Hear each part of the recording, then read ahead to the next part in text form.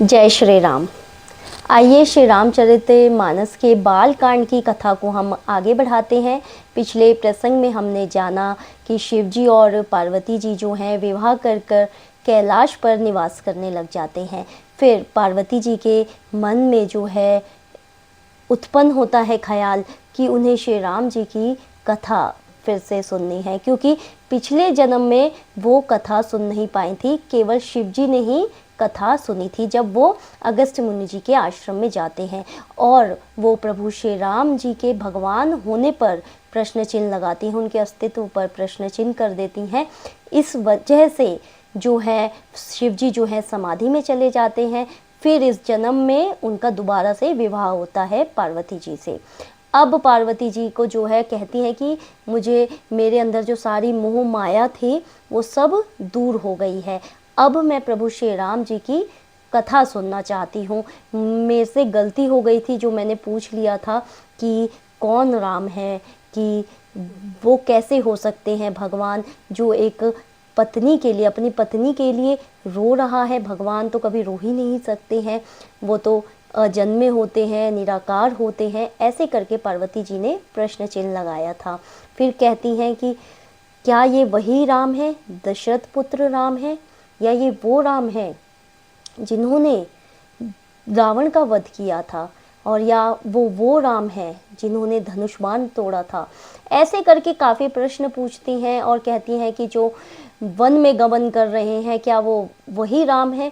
ऐसे करके जो है उनके अंदर भाव आता है कि अब आप मुझे सारे प्रश्नों का उत्तर दीजिए कि राम जी ने मानव शरीर में क्यों अवतरित हुए हैं। ऐसे करके वो प्रश्न करती हैं और बोलती हैं कि जो शरणागतों को जो है सुख प्रदान करने वाली जो कथा है, शरणागतों को जो हमेशा सुख देते हैं, उन श्री राम जी के बारे में मुझे जानना है, उनकी कथा सुननी है। और एक बात यहाँ पर शिव जी ने बहुत ही अच्छी बात बोली है, बहुत ही गंभीर बात बोली है, जो हम अपने जीवन में भी उसे उतार सकते हैं। बिबसहु जासु नाम नर कहीं, जन्म अनेक रचित अग दहहीं। कि आप चाहे विवश होकर ही क्यों ना राम जी का नाम जपे, अगर विवश होकर भी राम जी का नाम जपेंगे ना, तो आपके अनेक जन्मों के किए हुए पाप जो है वो नष्ट हो जाएंगे। और सादर सुमिरन जे नर करहीं, और जो सादर के साथ जो मनुष्य आदर पूर्वक राम जी की कथा सुनेगा, राम जी का नाम जपेगा, तो वो संसार रूपी समुद्र से गाय के खुर के बराबर पार हो जाएगा। अर्थात बिना परिश्रम के ही इस संसार रूपी कलयुग से वो पार हो जाएगा, भवसागर से वो पार हो जाएगा। बस ये है कि भाव हो चाहे ना हो, राम का नाम जपने से दोनों ही प्रकार के जो प्राणी हैं वो संसार रूपी भवसागर से पार हो जाएंगे। अब चलिए हम कथा में आगे बढ़ते हैं। पिछले दोहे से मैं आपको जोड़ती हूँ। हिये हर्षे कमारी तब, शंकर सहज सुजान, बहुविधि उमहि प्रशंसहि, पुनि बोले कृपा निधान। अब क्या कहते हैं, तब कामदेव के शत्रु स्वाभाविक ही सुजान कृपा निधान शिव जी मन में बहुत ही हर्षित हुए। मन में हर्षित हुए कि अब जो है पार्वती जी जो है अब ये कथा सुनने के योग्य हैं। पार्वती जी सोचिए, जो जगत जननी है, उनको माया ने ग्रस्त लिया था। जब तक इंसान, हम तो इंसान हैं, अगर हम इस योग्य नहीं होगी तो हम ये कथा सुन ही नहीं पाएंगे, ना हम ये कथा समझ पाएंगे। जब पार्वती जी उस समय नहीं सुन पाई तो हम लोग तो साधारण मनुष्य हैं। और बहुत प्रकार से पार्वती की बढ़ाई करके फिर शंकर जी बोलते हैं, बहुविधि उमहि प्रशंसहि, पुनि बोले कृपा निधान। क्या बोलते हैं, सुनु शुभ कथा भवानी, रामचरित्र मानस बिमल, कहा भुसंडी बखानी, सुना बिहग नायक गरुड़। अर्थात हे पार्वती, निर्मल रामचरित मानस की वह मंगलमयी कथा सुनो, जिसे काकभूषणी जी ने विस्तार से कहा और पक्षियों के राजा गरुड़ जी ने सुना था। अब वही कह रहे हैं कि मैं वही कथा सुनाने जा रहा हूँ जो काकभूषणी जी ने गरुड़ जी को सुनाई थी। पक्षियों के कहा भूषणी बखानी सुना, बिहग नायक गरुण, जो गरुड़ जी को सुनाई थी। बिहग पक्षियों के राजा गरुड़ जी को सुनाई थी।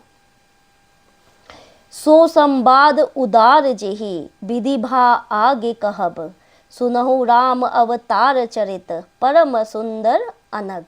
अर्थात वह श्रेष्ठ संवाद जिस प्रकार हुआ वह मैं आगे कहूँगा। अभी तुम श्री रामचंद्र जी के अवतार का परम सुंदर और पवित्र चरित्र सुनो। अब वही बोल रहे हैं शिव जी कि जो श्री रामचंद्र जी के अवतार क्यों हुआ है उनका आप चरित्र सुनिए।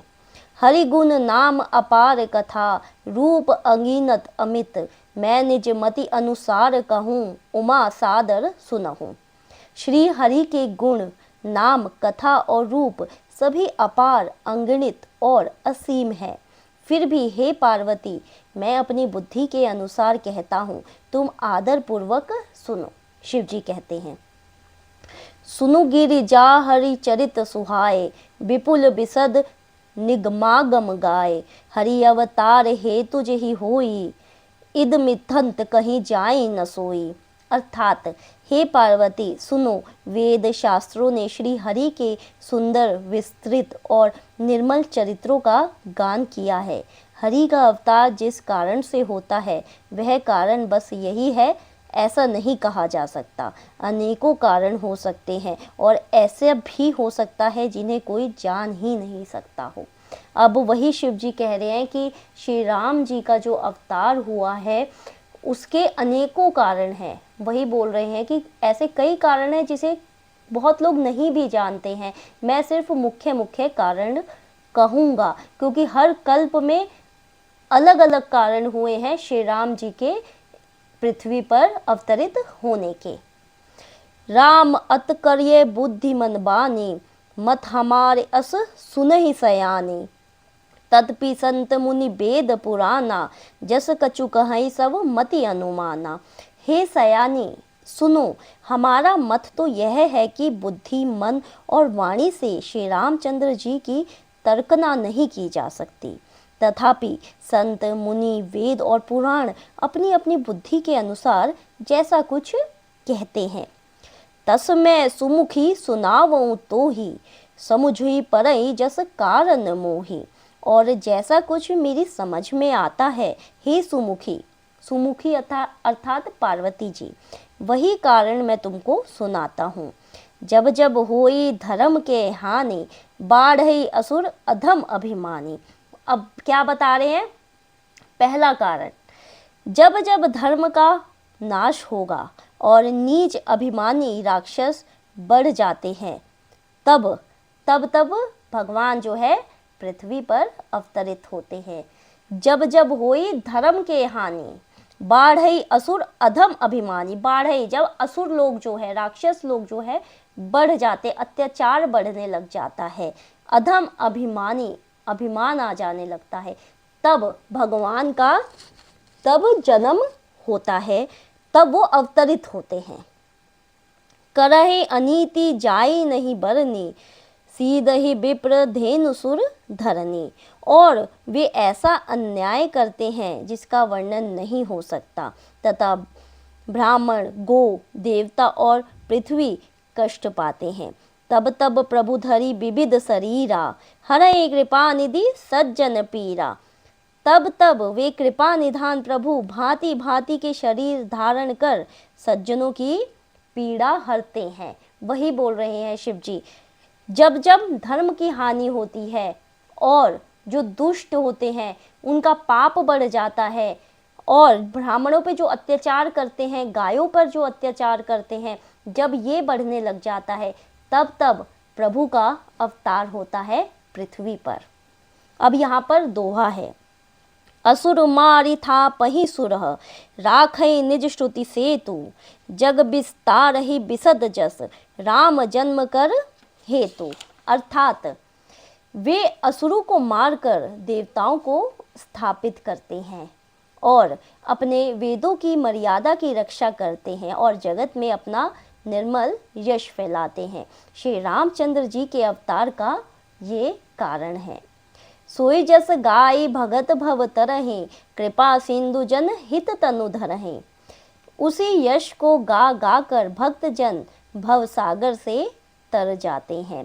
कृपा सागर भगवान भक्तों के हित के लिए शरीर धारण करते हैं। राम जन्म के हेतु अनेका, परम विचित्र एक ते एका। अब क्या कहते हैं, श्री रामचंद्र जी के जन्म लेने के अनेक कारण हैं जो एक से एक बढ़कर विचित्र है। जन्म एक दुई कहूँ बखानी, सावधान सुनी सुमति भवानी। अब क्या कहते हैं, हे सुंदर बुद्धि वाली भवानी, मैं उनके दो एक जन्मों का विस्तार से वर्णन करता हूँ, तुम सावधान होकर सुनो। द्वारपाल हरि के प्रिय दो, जय अरु विजय जान सबको। अब पहला कारण बताते हैं। श्री हरि के जय और विजय दो प्यारे द्वारपाल हैं जिनको सब कोई जानते हैं। विप्र श्राप ते दूनौ भाई, तामस असुर देह तिन पाई। उन दोनों भाइयों ने, वो ब्राह्मण जो थे, सनकादिक ऋषि जो थे, उनके शाप से असुरों का तामसी शरीर पाया। कनक कनक सिपु अरु हाटक लोचन, जगत विदित सुरपति मद मोचन। एक का नाम था हिरण्यकश्यपु और दूसरे का था हिरण्याक्ष। ये देवराज इंद्र के गर्व को छुड़ाने वाले सारे जगत में प्रसिद्ध हुए। पहला कारण वही बताते हैं कि जो द्वारपाल थे, जो हरि के जो द्वारपाल थे, उन्होंने एक बार सनकादिक ऋषि जी आते हैं हरि जी से मिलने, विष्णु जी से, तब उन्होंने रोक लेते हैं। तब वो ऋषि लोग जो हैं उन्हें श्राप दे देते हैं कि जाओ तुम लोग राक्षस बनोगे। विजय समर वीर विख्याता, धरी बरहा बपु एक निपाता। वे युद्ध में विजय पाने वाले विख्यात वीर थे। इनमें से एक हिरण्याक्ष को भगवान ने वराह का शरीर धारण करके मारा, फिर दूसरे हिरण्यकश्यपु का नरसिंह रूप धारण करके वध किया और अपने भक्त प्रहलाद का सुंदर यश फैलाया।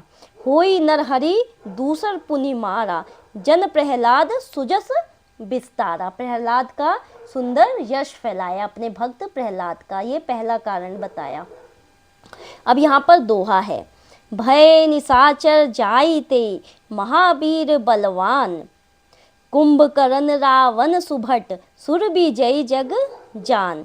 वे ही दोनों जाकर देवताओं को जीतने वाले तथा बड़े योद्धा रावण और कुंभकर्ण नामक बड़े बलवान और महावीर राक्षस हुए, जिन्हें सारा जगत जानता है। वही दो राक्षस फिर त्रेता युग में कौन बने, रावण और महावीर राक्षस बने, रावण और कुंभकर्ण।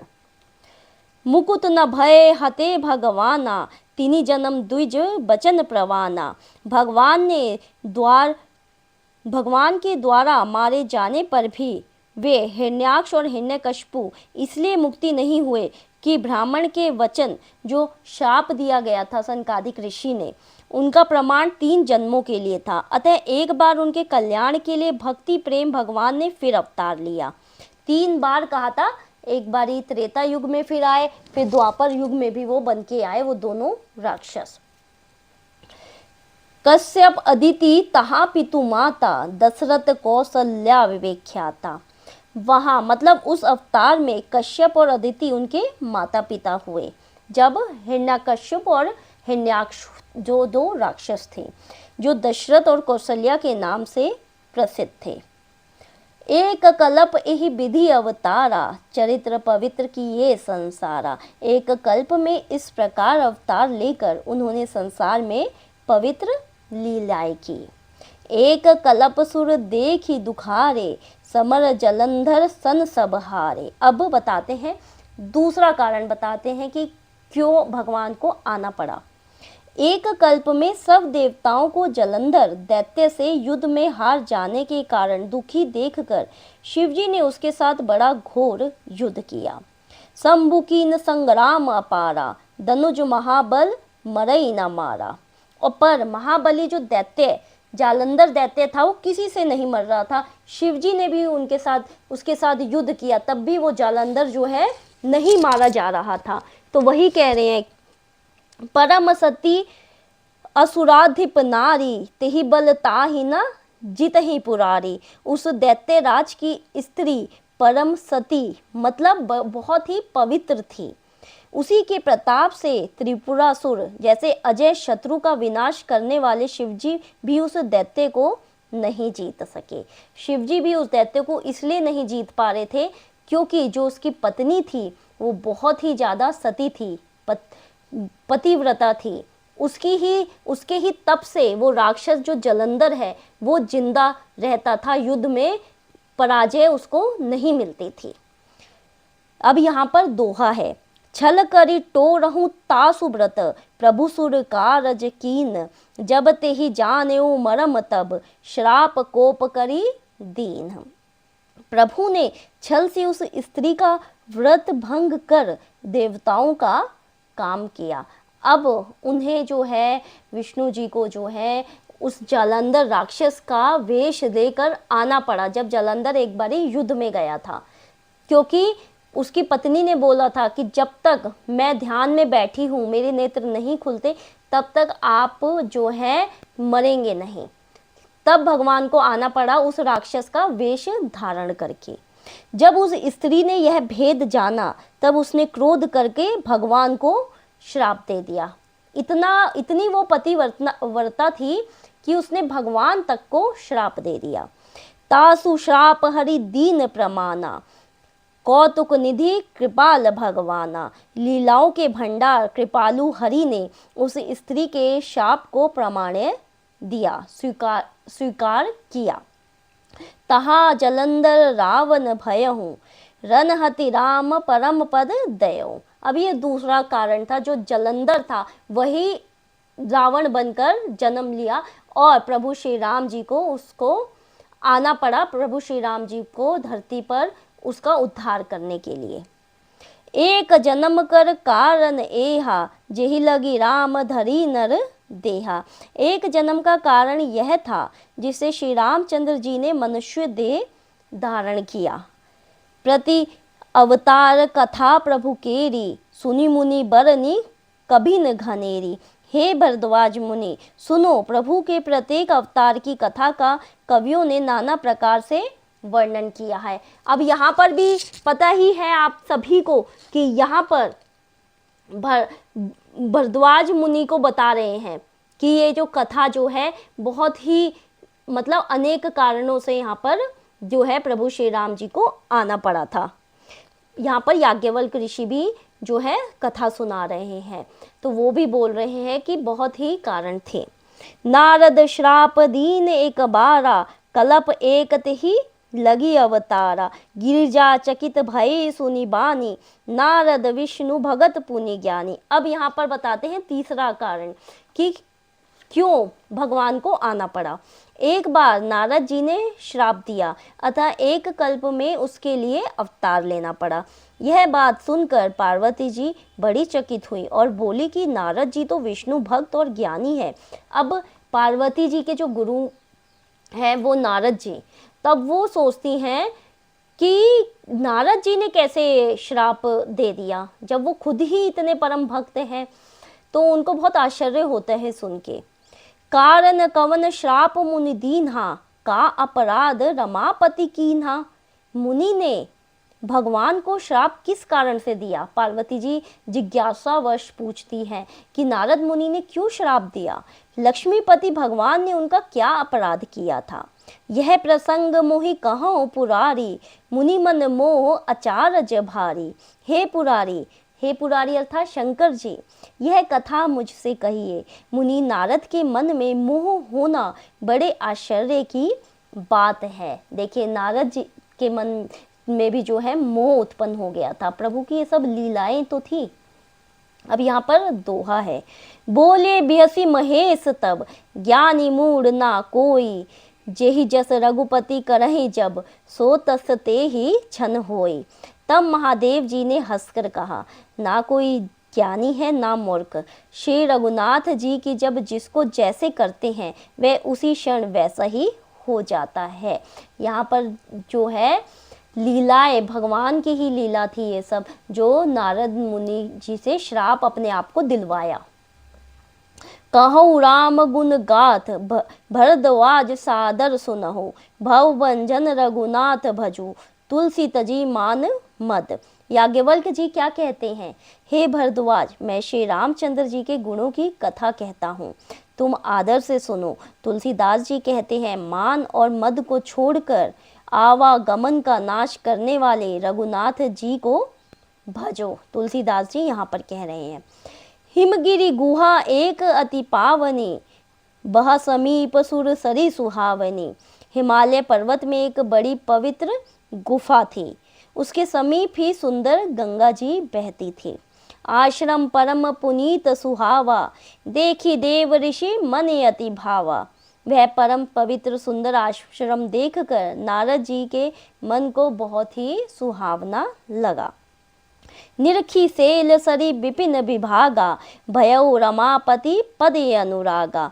पर्वत, नदी और वन के विभागों को देखकर नारद जी का लक्ष्मीकांत भगवान के चरण में प्रेम हो गया।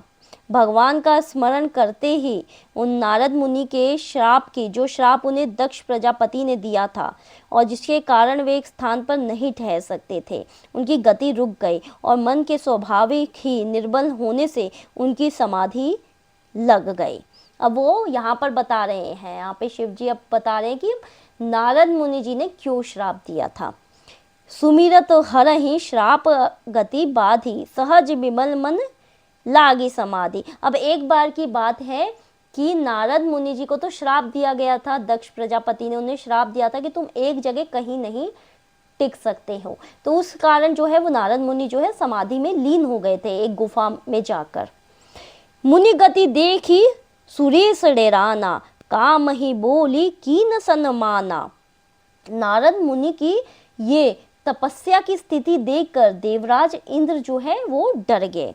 सहित सहाय जाहु मम भेतु, चले हर्ष ही जलचर केतु। अब क्या कहते हैं, उसने कामदेव को बुलाकर उसका आदर सत्कार किया और कहा कि मेरे हित के लिए तुम अपने सहायकों के सहित नारद की समाधि भंग करने जाओ। यह सुनकर मीन ध्वज कामदेव मन में प्रसन्न होकर चला गया। अब इंद्र को जो है भय सताने लग गया कि कहीं नारद मुनि जी के समाधि में लीन होकर कहीं कोई वरदान ना मांग ले, इंद्र की गद्दी ना मांग ले। तो इसी कारण जो है इंद्र ने कामदेव को भेजा नारद मुनि की समाधि भंग करने के लिए। सुना असीर मन महु असी त्रासा, चहत देव ऋषि मम पुरबासा। इंद्र के मन में यह डर हुआ कि देवर्षि नारद मेरी पूरी अमरावती का निवास कहीं चाहते हैं। जगत में जो कामी और लोभी होते हैं वे कुटिल कोए की तरह सबसे डरते हैं। जे कामी लो लुप जग माही, कुटिल काक इव सब ही डेराई। अब यहाँ पर दोहा है, सुख हाड़ ले भाग सठ, स्वानि रखी मृगराज, छीनी ले जनी जान जड़, तिमि सुर पत ही न लाज। जैसे मूर्ख कुत्ता सिंह को देखकर सूखी हड्डी लेकर भागे, वह मूर्ख यह समझे कि कहीं उस हड्डी को सिंह छीन ना ले, वैसे ही इंद्र को नारद जी मेरा राज्य छीन लेंगे ऐसे सोचते हुए लाज नहीं आई।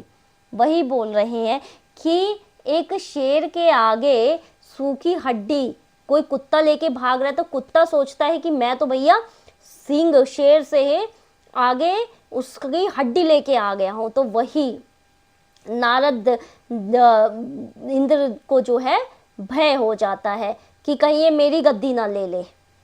तिहि आश्रम ही मदन जब गयऊँ, निज माया बसंत निर्मयऊँ। जब कामदेव उस आश्रम में गए तब उसने अपनी माया से वह वसंत ऋतु को उत्पन्न किया।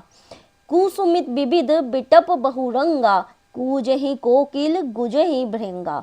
तरह तरह के वृक्षों पर रंग बिरंगे फूल खिले गए, उन पर कोयले कूकने लगी और भौरे गुंजार करने लगी। मतलब जो कामदेव था उसने अपनी माया का प्रभाव शुरू कर दिया था। बसंत ऋतु आने लग गया था, भंवरे गुंजार करने लग गए थे, कौवे को आने लग गए थे, तब भी जो है नारद मुनि की जो समाधि है वो भंग नहीं होती है।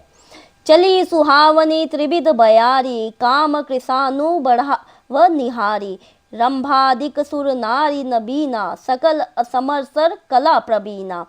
काम कामगानी को भड़काने वाली 3 प्रकार की शीतल, मंद और सुगंध सुहावनी हवा चलने लगी। रंभा आदि नवयुक्ति देवगणों देवताओं जो सब के सब काम कलाओं में निपुण थी, सब जो है नारद मुनि की समाधि भंग करने के लिए जो है इंद्र ने भेजा था। करहि गान बहुतान तरंगा, बहुविधि कृणहि पानी पतंगा। वे बहुत प्रकार की तानों की तरंगों के साथ गाने लगी और हाथ में गेंद लेकर नाना प्रकार के खेल खेलने लगी। देखी सहाय मदन हर्षाना, कीन हसी पुनि प्रपंच विधि नाना। कामदेव अपने इन सहायकों को देखकर बहुत प्रसन्न हुआ और फिर उसने नाना प्रकार के मायाजाल किए। अब कहने का पूरा ये भाव है कि नारद मुनि जो है अपनी समाधि से भंग नहीं हुए। कामदेव ने अपने हर प्रकार के उसने जो है अपनी माया का जाल बिछाया, तब भी जो है नारद मुनि जो है कामदेव से नहीं, बिल्कुल अपनी जगह से बिल्कुल भी नहीं हिले। काम कला कुछ मुनहु न व्यापी, निज भय डरऊ मनोभव पापी। सीम की चापी सकई कोई तासु, बड़ रखवार रमापति जासु। परंतु कामदेव की कोई भी कला उस नारद मुनि पर असर नहीं की। तब तो पापी कामदेव अपने ही भय से डर गया। लक्ष्मीपति भगवान जिसके बड़े रक्षक हो, भला उसकी सीमा को कोई दबा सकता है क्या? वही कामदेव जो है आखिर में वो हार मान गया और नारद मुनि की जो है समाधि वो भंग नहीं कर पाया। अब यहाँ पर दोहा है, सहित सहाय सभीते अति, मानिहारी मन मेन। गहसी जाए मुनि चरण तब, गए सुठी आरत बेन। तब अपने सहायकों के समेत कामदेव ने बहुत डर कर अपने मन में हार मानकर बहुत ही दीन वचन कहते हुए मुनि के चरणों को जा पकड़ा। अब आखिर में जो है कामदेव को ही झुकना पड़ा और नारद मुनि के चरण में जाकर उसे गिरना पड़ा। फिर क्या बोलता है, भयउ न नारद मन कछु रोषा, कहीं प्रिय बचन काम परितोषा। नारद जी के मन में कुछ भी क्रोध ना आया, उन्होंने प्रिय वचन कहकर कामदेव का समाधान किया। नाई चरण सिरु आयहु पाहु, गयो मदन सब सहित सहाय। तब मुनि के चरण में, नारद मुनि के चरण में सिर नवाकर उनकी आज्ञा पाकर कामदेव अपने सहायकों को सहित लौट गया। मुनि सुशीलता आपनी करनी, सुरपति सभा जाई सब बरनी। देवराज इंद्र की सभा में जाकर उसने मुनि की सुशीलता और अपनी करतूत सब कही। सुनु सब के मन अचर जुआवा, मुनहि प्रसहि हरि हरि सिरु नावा। जिसे सुनकर सबके मन में आश्चर्य हुआ और उन्होंने मुनि की बढ़ाई करके श्री हरि को सिर नवाया। वह वहीं जाके अब कामदेव जो है इंद्र को जाके बताता है कि मैंने हर प्रकार से भंग करना चाहा समाधि नारद मुनि की, लेकिन तब भी मैं नहीं कर पाया। तब नारद गबने शिव पाही, जिता काम अहमिति मन माही। तब नारद जी शिव जी के पास गए। उनके मन में इस बात का अहंकार हो गया कि हमने तो कामदेव को जीत लिया। अब देखिए यहाँ पर नारद मुनि को जो है अहंकार हो गया, लेकिन यहाँ तो प्रभु हरि जी ने ही ये सब लीलाएं की थी, उन्हीं का आशीर्वाद था जो नारद मुनि समाधि से नहीं हटे थे। लेकिन यहाँ पर देखिए, यहाँ पर जो है नारद को अहंकार आ गया है, उनको मोह आ गया है, माया ने उनको ग्रस लिया है। अब वो बहुत वो हो गए कि शिवजी तक को देखो, शिवजी आपको कामदेव ने आपकी समाधि भंग कर दी थी, लेकिन मैंने कामदेव पर विजय प्राप्त की है। नारद मुनि को अहंकार आ गया मार चरित संकर ही सुनाए, अति प्रिय जानी महेश सिखाए। उन्होंने कामदेव के चरित्र शिव जी को सुनाए और महादेव जी उस नारद मुनि को अत्यंत प्रिय जानकर शिक्षा दी। अब यहाँ पर शिव जी क्या कहते हैं, बार बार बिनवौ मुनि तो ही, जिमी है कथा सुनायहूँ मोहि। हे मुनि, मैं तुमसे बार बार विनती करता हूँ कि जिस तरह यह कथा तुमने मुझे सुनाई है, तिमी जनी हरहि सुनावहूँ कबहूँ, चलहु प्रसंग दुराहूँ तबहूँ। उस तरह भगवान श्री हरि को कभी मत सुनाना, चर्चा भी चले तब भी इसको छिपा जाना। अब यहाँ पर शिव जी कहते हैं, नारद मुनि जी को शिक्षा देते हैं कि तुमने मुझे तो बता दिया कि तुमने काम पर विजय प्राप्त की है, लेकिन वहाँ जो है हरि को मत सुनाना, विष्णु जी को नहीं सुनाना ये कथा। अब नारद मुनि को लगा कि लगता है शिव जी जो है मेरे से थोड़ा सा, उनके अंदर जो है ऐसा हो गया है कि मैंने तो काम पे विजय नहीं पाई थी, अब मैंने पा ली है। नारद मुनि जी ये सोच रहे हैं कि शिव जी जो है थोड़ा सा मुझसे विचलित हो गए हैं, इसलिए जो है वो मुझे मना कर रहे हैं हरि जी के पास जाने के लिए और कह रहे हैं कि उनको मत बताओ। अब यहाँ पर दोहा है, शंभुदीन उपदेश हित, नहीं नारद ही सुहान, भरद्वाज कौतुक सुनहु, हरि इच्छा बलवान। यद्यपि शिवजी ने यह हित की शिक्षा दी थी, पर नारद जी को वह अच्छी नहीं लगी। हे भरद्वाज, अब कौतुक सुनो। अब कहते हैं कि अब आगे की कथा सुनो, अब लीला देखो, श्री हरि की लीला देखो, हरि जी की इच्छा बड़ी ही बलवान है। अब यहाँ पर बीच बीच में हे भरद्वाज क्यों बोला गया है, क्योंकि आपको पता है कि ये याज्ञवल्क मुनि जी भी जो है भरद्वाज मुनि जी को ये कथा सुना रहे हैं, और यहाँ पे शिव जी जो है पार्वती जी को सुना रहे हैं। और एक कथा और जो कागभूषणी जी जो है गरुड़ जी को सुना रहे हैं। राम कीन चाहै सोई होई, करे अन्यथा अस नहीं कोई। श्री रामचंद्र जी जो करना चाहते हैं वही होता है, ऐसा कोई नहीं जो उसके विरुद्ध कर सके। अब यहाँ पर आगे प्रभु की लीला देखिए। शंभु बचन मुनि मन नहीं भाए, तब बिरंच के लोक सिधाए। श्री शिव जी के वचन नारद जी के मन को अच्छे नहीं लगे, तब वे वहां से ब्रह्मलोक को चल दिए। अब शिव जी ने तो अच्छे के लिए ही बोला था नारद जी को कि आपने मुझसे तो कह दिया कि मैंने काम पे विजय प्राप्त कर ली, लेकिन श्री हरि जी को मत बोलिएगा। एक बार कर तलबर बीना, गावत हरि गुण गान प्रबीना। एक बार गान विद्या में निपुण मुनिनाथ नारद जी हाथ में सुंदर वीणा लिए हरिगुण गाते हुए क्षीर सागर को गए। क्षीर सिंधु गव ने मुनि नाथा, जहाँ बस श्री निवास श्रुति माथा। जहाँ वेदों के मस्तक स्वरूप लक्ष्मी निवास भगवान नारायण जी रहते हैं। हर्षि मिले उठी रमा निकेता, बैठे आसन ऋषि समेता। रमा निवास भगवान उठकर बड़े आनंद से उनसे मिले और नारद जी के साथ आसन पर बैठ गए।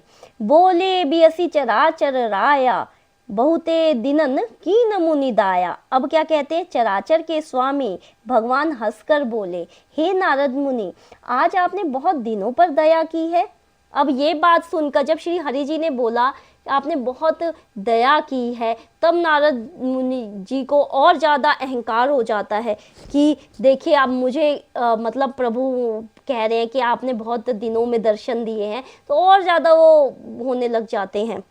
कामचरित नारद सब भाषे, यद्यपि प्रथम बरज शिव राखे। यद्यपि श्री शिव जी ने उन्हें पहले से ही बरज रखा था, तो भी नारद जी ने कामदेव का सारा चरित्र भगवान को कह सुनाया। अब नारद जी से रहा नहीं गया, उन्होंने सारी कथा जो है हरि जी को सुना डाली। अति प्रचंड रघुपति के माया, जे ही न मोह अस को जग जाया। श्री रघुनाथ जी की माया बहुत ही प्रबल है, जगत में ऐसा कौन जन्मा है जिसे वो मोहित ना कर दे। तो नारद मुनि जी की क्या बात है, ये तो जो है हरि जी की लीला ही तो है। अब यहाँ पर दोहा है, रुख बदन करी बचन मृदु, बोले श्री भगवान। तुमरे सुमिरन ते मिटहि, मोह मार मद मान। भगवान रूखा मुंह करके कोमल वचन बोले, हे मुनिराज, आपका स्मरण करने से दूसरों के मोह, काम, मद और अभिमान मिट जाते हैं, फिर आपके लिए तो कहना ही क्या है। अब ऐसे करके श्री हरि जी ने बोला। अब उन्हें पता चले नारद के अंदर जो है अहंकार आ गया है, ऐसे करके बोल रहे हैं। सुनी मुनि मोह होई मन ताके, ज्ञान विराग हृदय नहीं जाके। हे मुनि सुनिए, मोह तो उसके मन में होता है जिसके हृदय में ज्ञान वैराग्य नहीं है। ब्रह्मचरज व्रत रतमति धीरा, तुम्हें की करई मनोभव पीरा। आप तो ब्रह्मचर्य व्रत में तत्पर और बड़े धीर बुद्धि हैं, भला कहीं आपको भी कामदेव सता सकता है। श्री हरि जी कह रहे हैं कि कामदेव तो आपको कभी सता ही नहीं सकता है, वो तो जो मोह में ग्रसित होता है उसको ही सताता है, और जिसके हृदय में ज्ञान वैराग्य नहीं है तो मोह तो उसके मन में होता है। अब हम आगे की कथा जो है अगले प्रसंग में सुनेंगे। तब तक के लिए जय श्री राम।